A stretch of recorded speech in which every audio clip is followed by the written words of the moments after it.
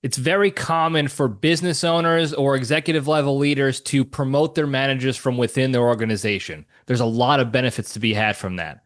But there are two crucial mistakes you want to avoid when promoting from within to minimize problems, communications breakdowns, performance gaps, and time and money loss and maximize long term success.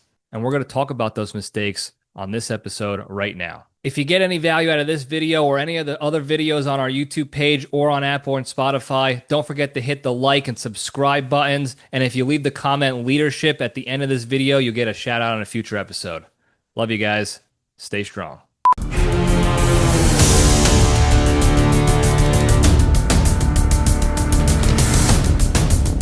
All right, this is Libretti Leadership Lab number 15 with me, John Libretti. For those of you who don't know me, founder of SPEARHEAD Leadership. We are the bar rescue for your business. I get in the trenches with you on your day-to-day operations of your business to identify your biggest issues keeping you from your teams and organizations' goals to help you solve those problems. We also train new managers to become skilled leaders. We work on a whole bunch of other things internal with you, one-on-one or as groups. If you want to learn more about what we do and how we can help you, visit our website at www.spearheadleadership.co. You can also check us out on Instagram at _spearheadleadership. You can check us out on TikTok now at Spearhead Leadership. You can also see us on LinkedIn at Spearhead Leadership. And of course, this YouTube page right here. A whole bunch of content all out there for you.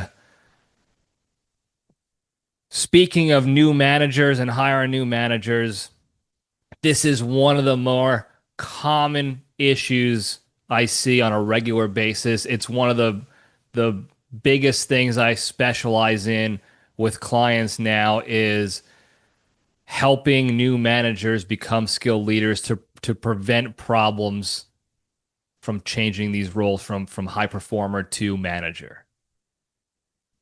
Now, if you take the time to think about your career history, how common it is for people to be promoted from within, from an individual contributor role to a manager, supervisor, leadership style role, I don't have the numbers off the top of my head, but it's a vast percentage of promotions and supervisors and managers are promoted from within their organizations. It's actually in my opinion, a good practice to have if you're trying to retain talent. You want to offer them growth opportunities, and that is one of the more common ways to provide that growth opportunity. So it's very common. I guarantee you, you've had supervisors and bosses in the past who have been in your shoes in that company and then got promoted from within. So you see it all over the place. But a common problem, the most common problem, especially if you're in the tech space, tech startups, software development companies, IT consulting, all anything related to cyber, IT, tech world, Silicon Valley, you know what I'm talking about. It is one of the more common practices of any industry is in the tech space where you're promoting from within because you're in such a specialized realm, specialized market, you're developing a specific software. So it makes sense that you want your team manager or supervisor to be somebody who understands the software you're developing. So what they do is they promote developers up to managers, or they promote network admins up there or engineers up there. It makes sense in that regard.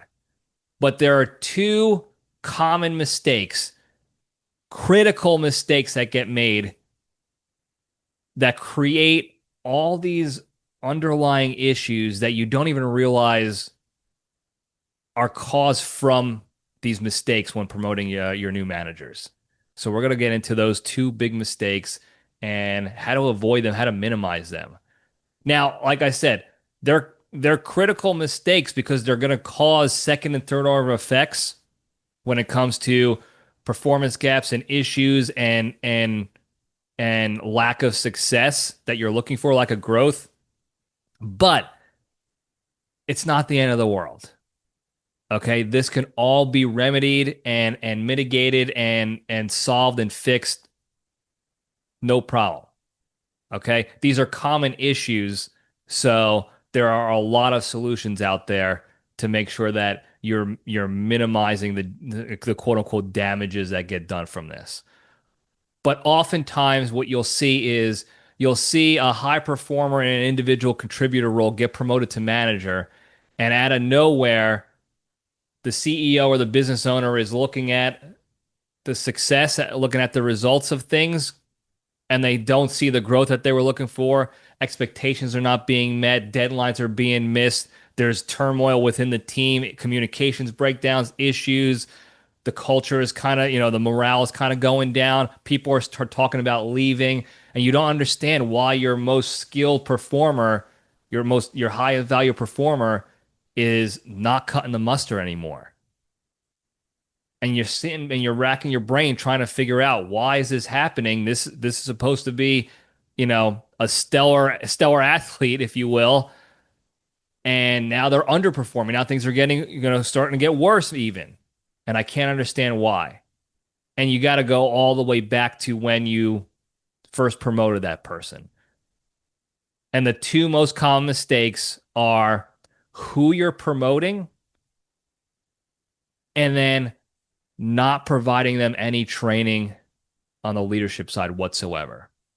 Two most common mistakes: promoting the wrong person and little to no leadership training for that role.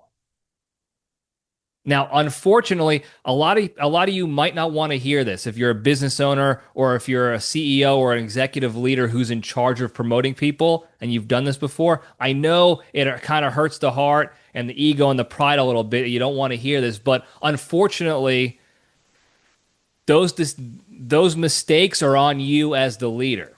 The buck stops with you, okay? The success and failure of the team and organization is from the top down. So if you're a CEO, if you're an executive leader, and the president is above you, the business owner is above you, they're going to come down to you and ask you, hey, why does your team stink now? You promoted this person. Why is it not working out? Or if you provide them no training and it's not working out, okay, you can't point the fingers down. The buck's always going to stop with you. So I know that's tough to hear, but the sooner you come to grips with that, the sooner you take that deep breath, you take that step back and you detach from your ego a little bit and you kick it to the side and own that, take ownership of that and that responsibility, the sooner you'll be able to learn, grow, and improve and minimize the issues and problems that arise from those mistakes. And listen, I know it's tough. Trust me. Okay, I hate admitting when I'm wrong, but I'm wrong a lot. We all are. We're all human. We make mistakes all the time. So, first mistake, promoting the wrong person. Tell me if this sounds familiar to you. You have a highly skilled individual contributor performer in their role, whatever it might be, a developer, software engineer, a salesman, what have you. We've discussed this in the past. They're really good at their individual contributor role. And because of that, that's the metric you use to decide who gets promoted to manager. So you promote on their performance of their individual role only. That's the metric.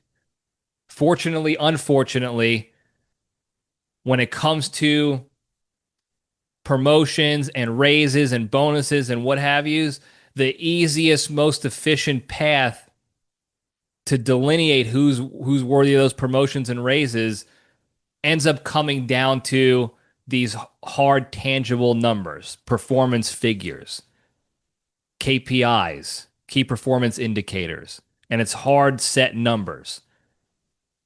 We tasked you with selling 12 widgets this month. You sold 8 widgets this month. Not going to cut the mustard. The performance was low, did not meet expectations. You were tasked to sell 12 widgets. You sold 25 widgets. Exceeds expectations. This person is now on the high performer list.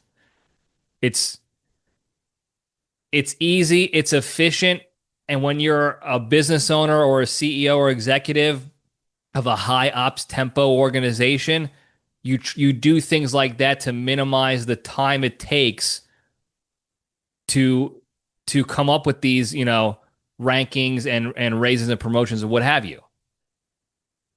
It's a quick and easy fix, if you will. Oh, look, I'm just going to look at these hard set numbers.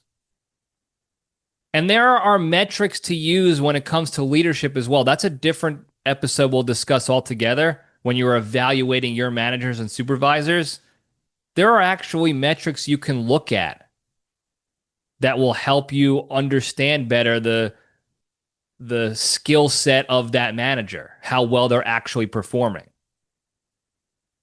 But most people don't look at them.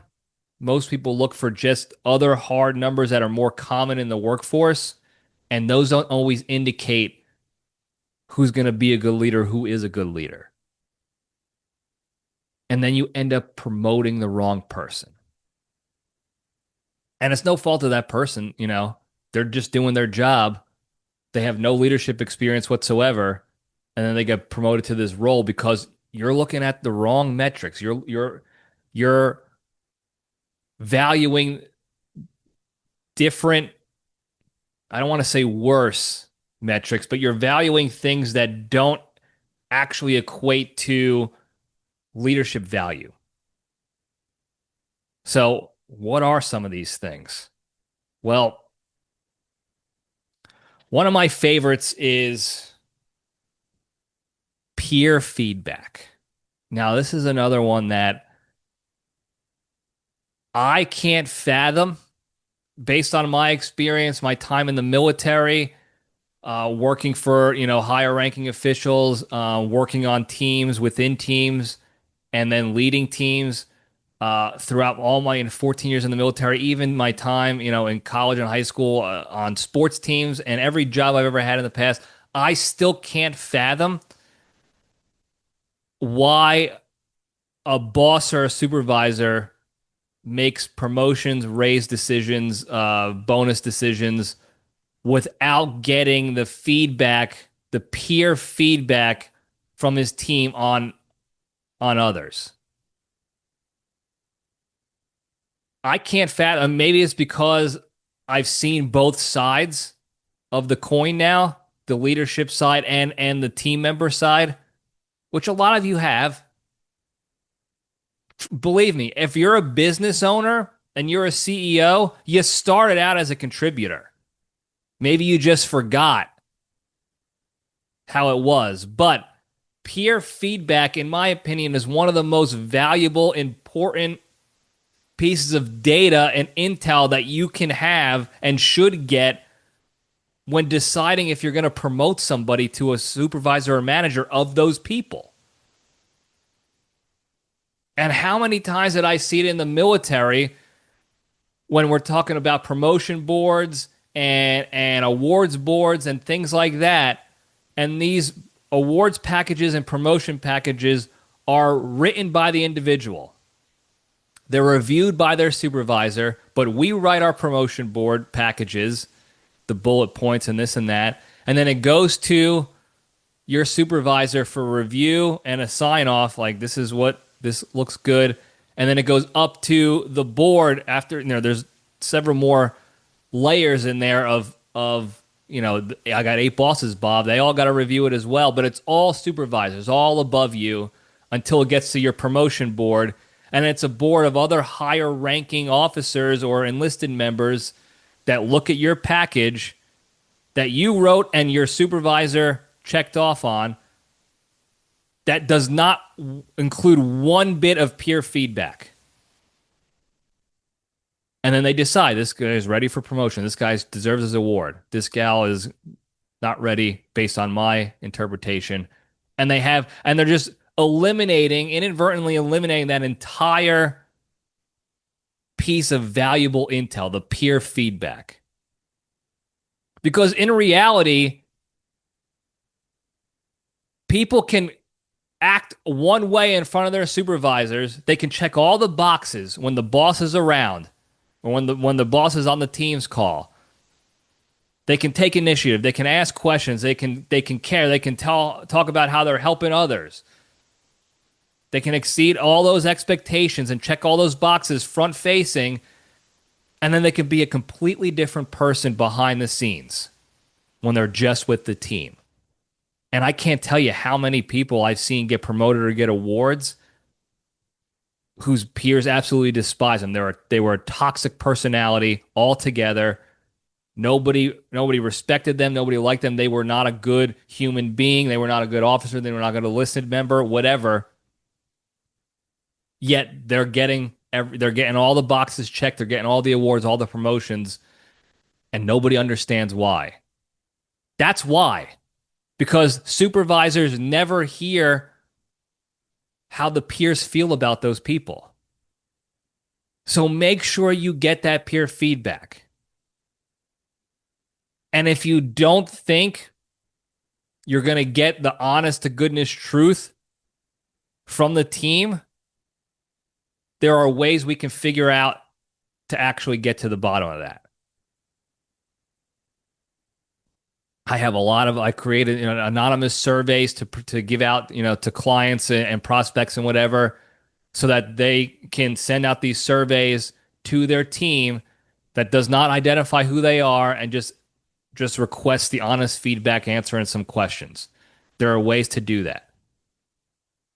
The military also does that with what they call climate surveys, annual climate surveys. Now, I have my own criticisms of how they do it because of the way the demographic information they request makes it very easy for a supervisor to identify who's giving the feedback, in my opinion.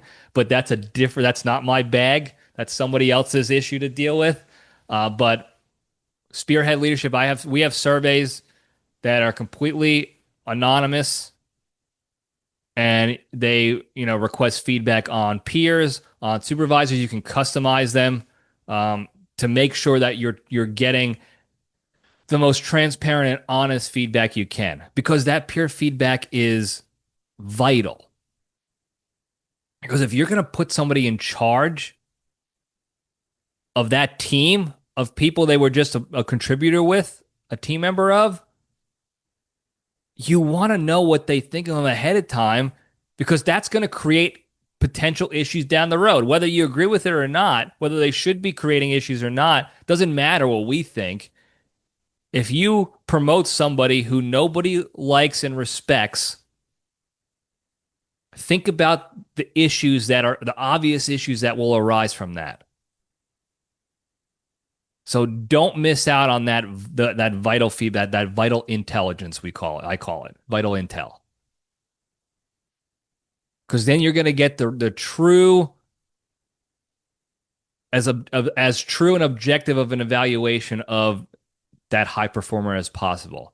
Because you're going to get the front facing stuff that you see and you value, and then you're going to get the behind the scenes. What's the person really like? Is this a person who the team is going to rally behind? Is he going to be a good team leader for these people, or is it going to be problems? And let me tell you something. The problems that arise from a poor manager that you promote, a poor leader, I can't even list them out, all of them right now. You don't realize the cause of it is because you promoted the wrong person, but the problems that arise are so costly to you and the team and the organization. Like I said, I can't even list them out. The time, money, loss of employees, rehiring, retraining, performance issue, all that. So save yourself the time and money, get the peer feedback. Another good thing you can do that I like to do, and I always recommend, is if you're seeing a high performer standing out and you're thinking, oh, I might offer this promotion to manager for this individual. Give them a task or an assignment, not a special fake assignment. Let me caveat that. Don't create busy work just to evaluate their leadership potential. If there's a task going on, there's an assignment to be done for a customer or whatever it is, give them the lead on it.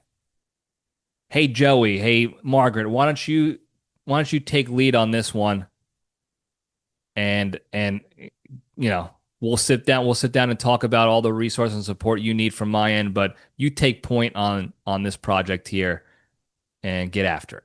And you lay your expectations out clearly and effectively and go from there. See how they do. Now, it'll show you their leadership potential. It'll show you the current leadership abilities.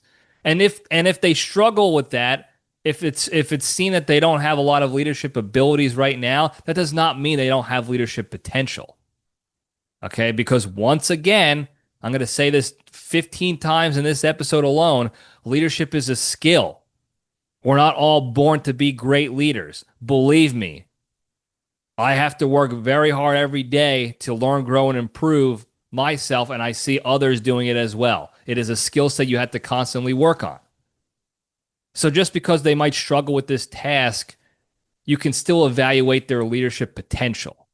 And then also, if this ends up being the right person to promote for the job after you get that peer feedback, then you can appropriately and effectively create training or find leadership training that's going to be most valuable for them.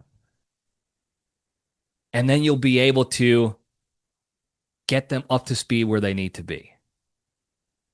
Which brings me into the second most common mistake, which is not providing leadership training to your new managers. Most of the time, if you're promoting from within, most of the time, those high-performing contributors don't have a lot of, if any, leadership experience beforehand. More often than not, they have little to no leadership experience. And again, leadership is a skill. It's not a job title or a duty position. So just because you promote someone to manager, that does not mean they're automatically going to be a good manager and leader. And that shouldn't be the expectation. Okay? You're promoting somebody on their potential to be great at that position, not because they're already great. They're already expected to be great at that. Now, some people will excel. Okay, you're going to promote somebody, and there's going to be times when that person is already hitting the ground running, and they're just already there, if you will. They're going to excel. But more commonly, that's not going to be the case. There's going to be a learning curve.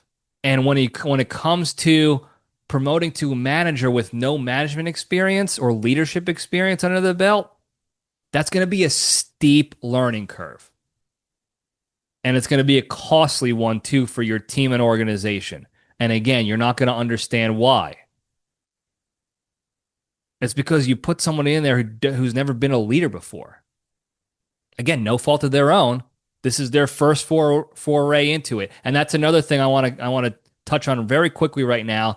Quick caveat, I guess you could say, or an offshoot. Don't create the catch-22 situation in your organization where you're only promoting managers who have management experience. Okay? Because now you're looking at the pool of candidates to be manager within your organization, and none of them have leadership experience. They're all individual contributors right now. So you're eliminating your entire team who all could have potential to be great leaders and managers and supervisors, but because they've never done it before yet, that takes them out of the running. Don't do that. Okay? Evaluate on potential when it comes to these new management roles, when you're promoting individual contributors. Okay? How is somebody supposed to get experience as a manager and a leader if they never get promoted or a position hired as a manager or a leader? It doesn't make any sense. Don't create that catch-22 situation. Another reminder I want to make is kind of going back, I kind of already said it, but a high performer does not equal a skilled leader automatically. You have to create a skilled leader. That's on you as the business owner or the executive leader who's promoting from within. That's where you come in. You have to provide them with the resources and support that's going to get them to become a more skilled leader. And then they'll take that training and that knowledge that you provide and that support and resources you provided them, and they'll take it and run with it through their experience.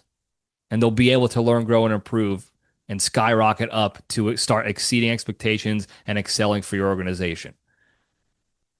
So you have to provide them the training opportunities. If you do the whole just figure it out like everybody else does, you'll learn through experience, trial by fire, whatever buzzword and buzz term you want to use.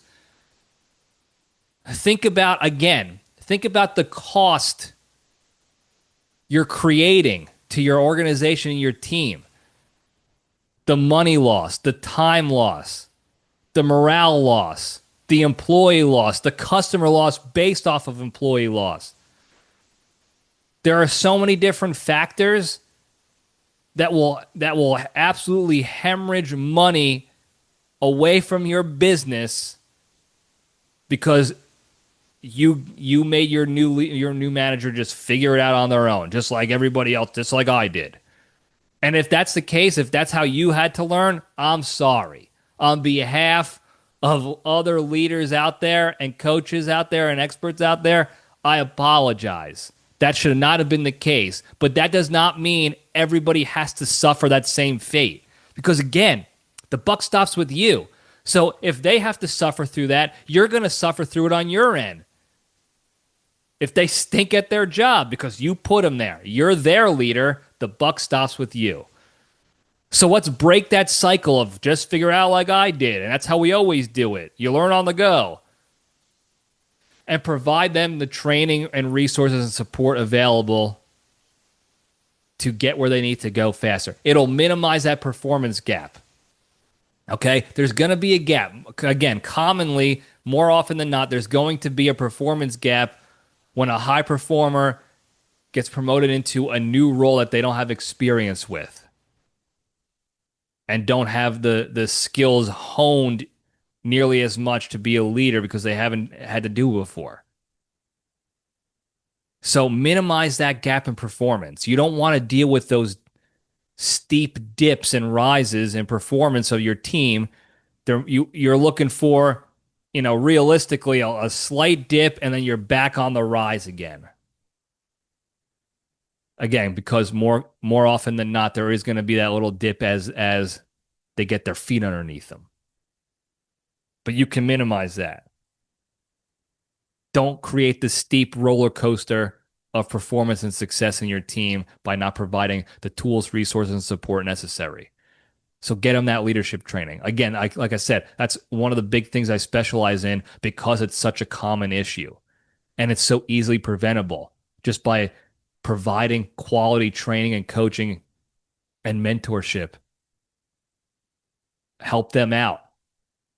You want your team to succeed. You want that person to succeed. Why wouldn't you want to give them all the tools necessary to help them succeed? It just makes sense. From a time, money, efforts perspective, it just makes sense. Bottom line, guys and gals, whoever's tuning in and listening, there is an opportunity here to prevent a whole mess of headaches and issues for your position, your individual role as CEO or business owner, for your organization's success, if you just take the time up front. It's just a little extra effort on your part to pick the right person for the job, not just based off of KPIs and hard performance metrics, and to provide them the training, support, and resources needed to succeed at their job. Give them the tools to succeed. Be the leader that you wish you had when you were the new manager, when you were the high performer turned new manager. And I promise you guys, if you do that up front, you will you will be saving your organization so much time and money. It's going to be it's going to be laughable that you're going to look back and think to yourself, I can't believe we didn't do this sooner. I can't believe we didn't take this approach sooner. And if you need help with it, feel free to reach out to Spearhead Leadership because that's what we specialize in. So, and that's all I got to say about that, folks. Before we go, very quickly, the big three, these are part of my personal core values. They're part of Spearhead Leadership's organizational core values. They're the three pillars to staying strong and being a better, happier, kinder, healthier, less stressed, more genuine human being and a better leader overall in life. Number one, exercise every day. Do one thing each and every day to improve your health, fitness, and wellness, physically, mentally, or emotionally. So it can be an exercise at the gym, a workout at the gym. It can be a walk after a meal, or you can break the mental sweat, read a book, do a crossword, puzzles online, Sudokus, whatever, or the emotional sweat, praying, meditating, breath work, what have you. Just do one thing each and every day to improve your physical, mental, or emotional health and wellness. Number two, the hardest one to do, don't be a crappy, negative human being. Be a kind person. Don't be shitty to others. Don't be negative to others. Don't live in the negative that is flooded our minds on a constant basis, both around us in real life and on the internet, social media, phones, laptops, whatever. We're flooded with it. When the opportunity arises to be negative to somebody, even if you think they deserve it, take a deep breath, take a step back, detach yourself from those negative emotions, and just remove yourself from the situation. Put your phone down, close your laptop, walk away. You don't even have to respond at all. That way, you're minimizing the negativity and crap going on in the world around you and in your own internal world. And now you have the capacity to go focus on more positive, productive things in your lives, like exercising. Number three, the most important one, be genuinely thankful and grateful for all the good you have in your lives. And that sounds like a daunting task to do every day. I'm grateful for everything. It'll kind of get old and diminished, if you will.